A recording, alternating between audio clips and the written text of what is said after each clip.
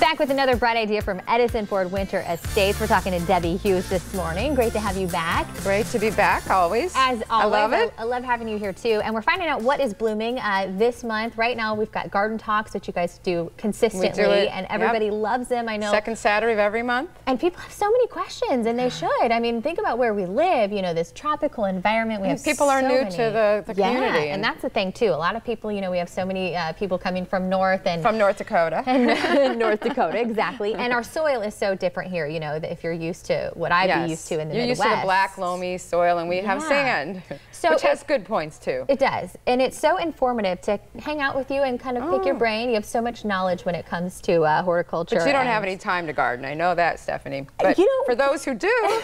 I was really good when I first got here, and I have one of those. Busy. You guys talk about the raised garden beds too. Yes, we love that. I have one of those. That way you can improve the soil easily. Yes. And you're at the height where you can garden. Exactly. I like bending over too much. I know. I was so amazed though. I mean, we planted our plants, did our landscaping when we moved here, and it is practically taller than my house right now. It grows so fast. This summer, because think of all that rain we have, and there are certain plants that really enjoy the rain and the heat, which it's been really miserable. But you know, when you're out in the shade, you got to have trees. So that's why a lot of people like to plant palm trees, and that's what we're going to talk about in our garden talk.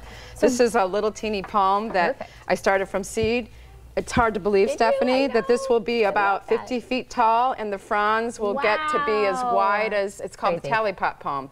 And we grow it from seed. It's fun to watch things grow, just like little doggies and babies and all that. You get to see this little thing looks like nothing it's going to be when it grows up. You know what? It's funny you say that too. I planted a tree, you know, this was in the Midwest too, but we planted a tree in our front yard, and so when I go back home, I can see it now. That is such a fun thing to do. We were talking about how doing that for an event, like child's birth, and watching it grow. It is so cool. It's real important to do that, I think, to kids to see that. Yeah, absolutely. What else did you bring with you? Well, this is from the garden shop, which is kind of interesting. They call it a kokedama ball.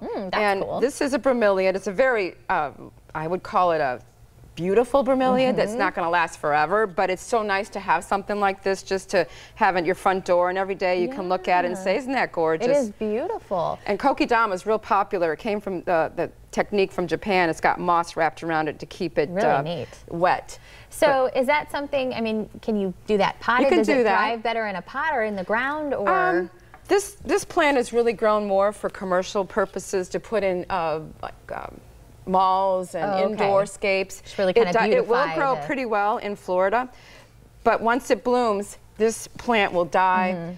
And it'll make pups, but the pups take a while to bloom. So everybody wants the blooms. It's one of those things, just think about it, when you get a floral arrangement, it only lasts a couple weeks, right? Well, this will last you months with this bloom. I love it. Which is kind of nice. Beautiful color. And how about this one? It's lovely ginger. It's a curcuma, which is in the ginger family. When people say ginger, you right away think about, you know, that's the one you love to eat. And in your spicy foods, it's good for you. This is just an ornamental variety. It goes dormant in the winter and comes back with this beautiful tulip-like bloom Worth in the summer. wait, because look at that. It's beautiful. It's so wonderful to have. Every month you say, what's your favorite plant? And it's kind of like, well, whatever's going on right now. And this is one of my favorites during this time of year. It just keeps coming back every year, kind of like caladiums do. We have so many options, such a variety here in Florida. So certainly we are 365 days.